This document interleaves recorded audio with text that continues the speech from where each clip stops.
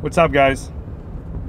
This is Ty Zen, and with me today, right, I have the Honorable Grandmaster, legendary, world-renowned LeonFu.com, the great oracle of cryptocurrency, the Chuck Norris of crypto,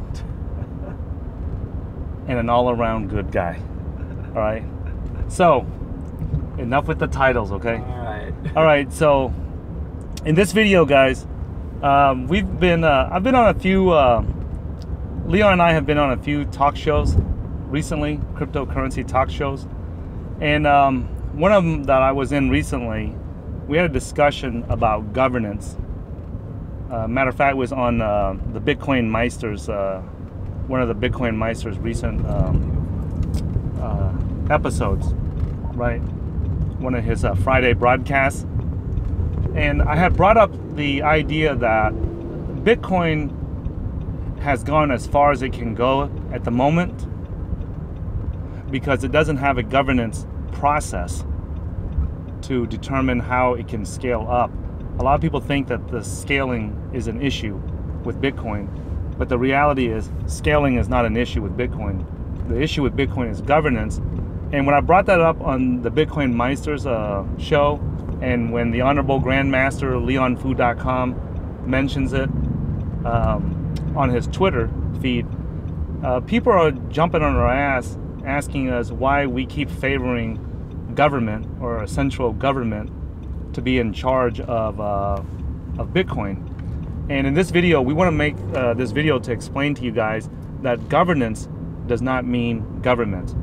So you want to go ahead? It doesn't have. It doesn't have to be. Okay. It doesn't have to be. So you want to go ahead and explain that real quick, Honorable Grandmaster LeonFu.com? So when we say governance, we don't mean having a government, even though the words are very similar, right? Yeah. We're talking about what is the process that a community can come together and make a decision, right? Okay.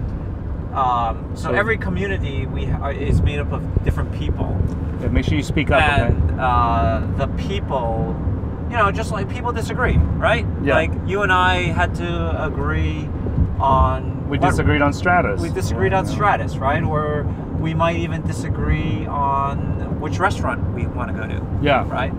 But as a community gets bigger, if it's just a handful of people, it can be several ways that we can decide on. Every time a decision needs to be made, if it's a small group of people, it's not that hard, right? No. Either we could say that we'll vote on it, yeah, or somebody's just say, I'm in charge here, and wherever I go, you guys listen to me because I'm better than you, or whatever, right? Or I have more power, more money, more influence. I have more money, I have more influence, or I'm just simply more knowledgeable than you about this decision, right? Yeah. And that's fine for a small group of people, but it doesn't scale. No. Right? For Bitcoin to become what we all hope it to be, that's not going to work. Right? That only works for a small group of people. And if there is no process, then what happens is decisions don't get made, or the community fractures, right? It's, all right, well, you guys want to go to you want to do Japanese, but we want to go to an American restaurant, and so you guys go to your place and we go to our place. And then we're not a community anymore. Hey, look, right? It's Governor Drive Exit. Governor Drive Exit. Man, what a coincidence. We're talking about governance, and we're driving past, in San Diego right now, we're driving past Governor Drive Exit on Highway, on the I-5. Yeah. So everybody thinks that Bitcoin's problem is SegWit versus Bitcoin Unlimited versus... Or it's a scaling issue. Scaling issues. And that's a very short-term issue. That's a very tactical issue. We're not talking... When we say scaling, we don't mean the big blocks or how to scale, to get more throughput, whether we use SegWit or whether we use big blocks or some variant of the two, right? That's a few proposals that we've seen going around the community. Yeah. What we mean by governance is there's no process for the community to reach consensus about what the way to move forward on every time we have a decision that needs to be made, such as do we go with SegWit or do we go with big blocks, or do we do both? Do we do or when do we do this? Do we do this first or do we do this second? Right. Mm-hmm. So when I speak about governance, I mean like so let's take an example of government, which we're all familiar with, right? We're all familiar with how government works, right? Let's say you and I, we don't agree on something. In fact, we have a dispute. I think you ripped me off, or you think I ripped you off, or something like that. Yeah. But there's a governance process, right? We go to court, we argue our case in front of a judge. Yeah. Or if it's a criminal, if somebody committed a crime, there's a jury out there. Yeah. And the prosecutor presents their case, the defense presents their case, and then the jury deliberates, and then a decision is made. Yeah. Right? We're talking about that process. Yeah. Right? That process. In the criminal world, that would be called due process. Due process, right? Yeah. And typically governance is run by government, right? Yeah. But in the crypto world, it's run by the community. It's run by the community, and there is no government, right? Yeah. But there still needs to be a process. Yeah. There still needs to be a method that the community agrees that, all right, well, even if I don't agree with the decision, that I accept this decision. Yeah. Right? That I don't just go off and start my own coin, which is what might happen on August 1st, right? Everyone's worried about a hard fork. Yeah. And that's exactly what the lack of a governance process might result in. Yeah. Right? Basically, one part of the community is saying, we don't agree with you, and so we're just going to go off and do our own thing. Yeah. Right? And that's going to create, we saw that with Ethereum Classic. Yeah. Ethereum, right? Where they kind of have a governance process. It's called Vitalik and the Ethereum Foundation. Yeah. But if the community doesn't accept it, then you can see Vitalik wasn't able to stop Ethereum Classic from forming. Yeah. Right? And so therefore, we might see the same thing with Bitcoin. We don't know, right? I'm not saying it will or it won't happen. Just that there's that possibility, and that's why, I believe that coins or crypto projects that have governance or have some kind of governance process, I believe that the coin that eventually becomes dominant will be a coin that addresses this issue. Yeah, because that is probably the last remaining issue. That's right. That's holding Crypto. blockchain, or just blockchains and cryptos from gaining mainstream adoption. Sure. Right. Sure. Maybe is the governance issue, and we have to stress that the governance process is usually done by governments throughout countries and throughout the past. But it does not mean that it requires a government to scale Bitcoin or any crypto or any cryptocurrency. Okay, it just means that the governance process, right? Crap. Missed that exit. Yeah. The governance process is what's necessary, not so much not so much that we need a government to come in. That might happen. Yeah. That is a possibility that maybe a government, it might be the United States government or some other country's government, comes in and regulates a blockchain. Yeah. But it doesn't have to be, right? I mean, like for example, Dash has a governance model that's where it has some kind of treasury model where the community, where a portion of the mining rewards are allocated to the Dash Foundation, and then the community votes on it. The community has a way to make proposals and then vote on it. That might be one possible way we do governance. Yeah. Or there's a project such as Decred that's also working on a governance model with on-blockchain governance. And of course, there's a widely known project, Tezos, is also working on a solution to that. Yeah. So we have, there's going to be, my belief is that this is a critical solution that needs to be solved. It needs to be solved soon. And it needs to be solved, and the chain that figures it out will have a shot at becoming the dominant crypto, whether it's Bitcoin or Ethereum or Dash or Decred or one of these. But right now, I think that's something we have to take into consideration, especially as it's not so much an issue when a project is just starting out. Yeah. Because usually you have a leader, right? Yeah. Whether it's Satoshi Nakamoto, whether it's Chris True from Stratus, whether it's Sasha from Waves, Yeah. or whether Vitalik from Ethereum, or now Charles Lee is coming back to Litecoin. Yeah. Right. And that's fine. You know, that's fine when you can get to a few $1 billion with just a benevolent dictator model. Yeah. Right. That somebody just says, okay, I'm the leader and we're going with this. Right. But that I don't think scales. Yeah. And I think that what people failed to realize is that, and this is something that I'm going to cite James D'Angelo from the World Bitcoin Network here.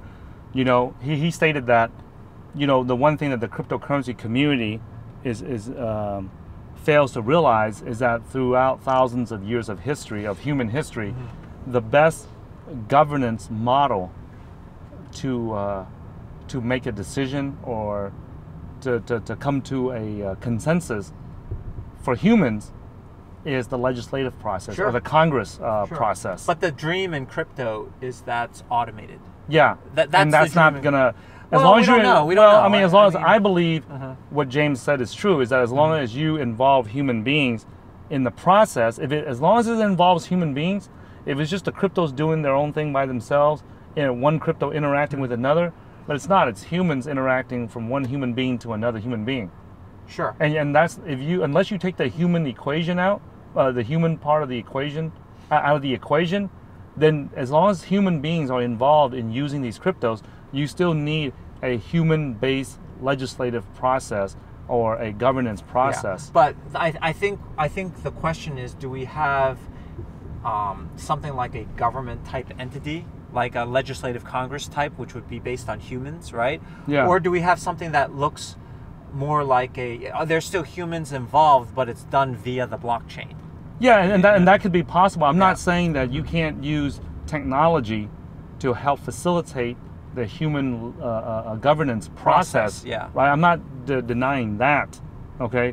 What I am denying is that as long as humans are involved to think that we can do a governance process to scale up, right? And when we say scale up, we mean the mainstream use of Bitcoin. Yeah, we're not talking about millions of people. Yeah, we're not talking about increasing the block size. We're talking about gaining mainstream access, mainstream use of Bitcoin or any cryptocurrency. That's what we're talking about. And I'm talking about, like, for crypto to gain tens of millions of users or hundreds of millions of users. Yeah. Right. When in the future there's a blockchain that hundreds of millions of people are using this blockchain. Yeah. Whatever that might be.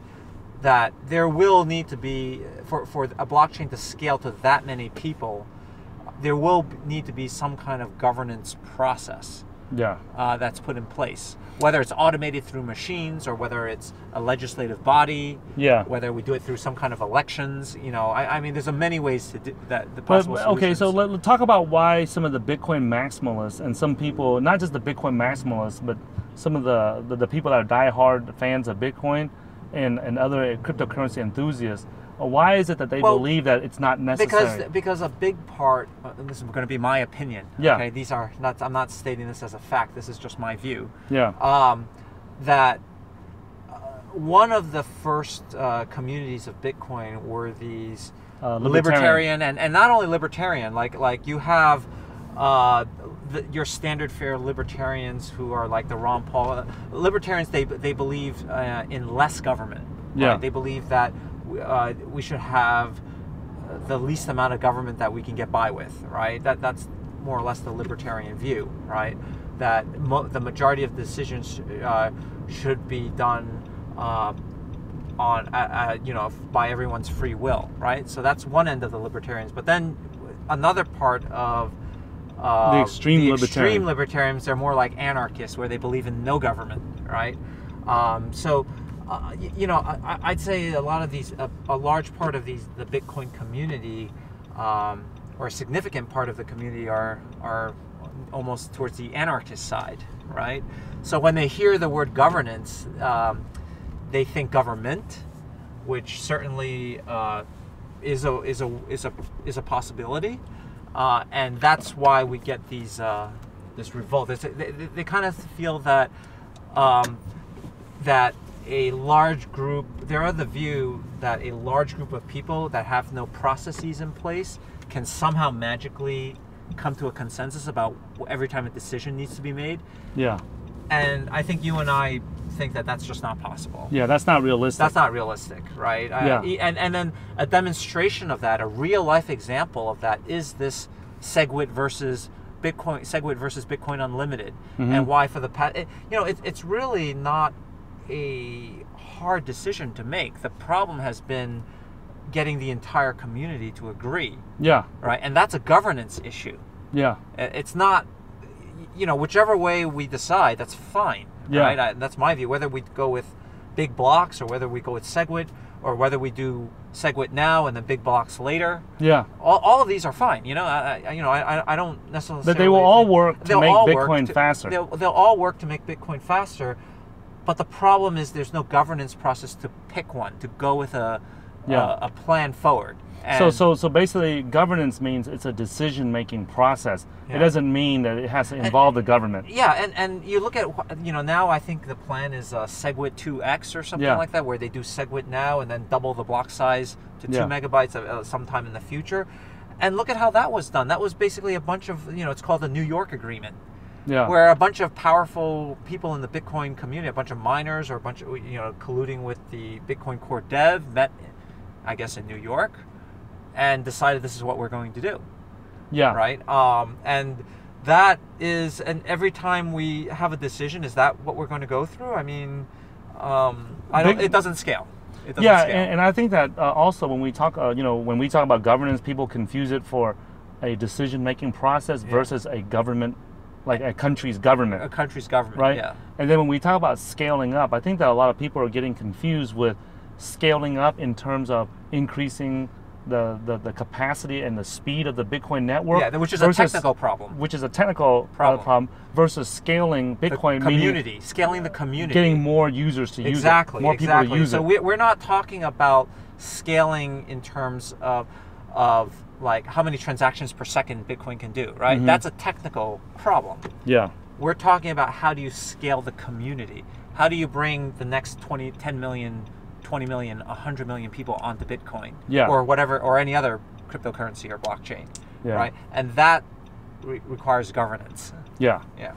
So hopefully you guys understand this governance issue that is holding Bitcoin or any cryptocurrency back from gaining mainstream adoption. The governance process is a decision-making process. That's what Bitcoin is missing, and we hope that this video helps you guys understand that. So you guys don't think that whenever we talk about a governance process, you guys are thinking that we are talking about a centralized government of a country controlling Bitcoin. We do not believe in that. Okay. So thanks for watching this video. If you guys find this video helpful and you want to learn more about cryptocurrencies, Bitcoins, and cryptocurrency investing, and you guys want to follow us, go to www.cryptocurrency.market/newsletter. That's where we put out new videos, and that's where Leon writes new articles to send to everyone. Again, that's www.cryptocurrency.market/newsletter. If you guys like this video, give us a thumbs up. If you guys don't like it, give us a thumbs down so we stop wasting time making it. And we'll look forward to seeing you guys in a future video.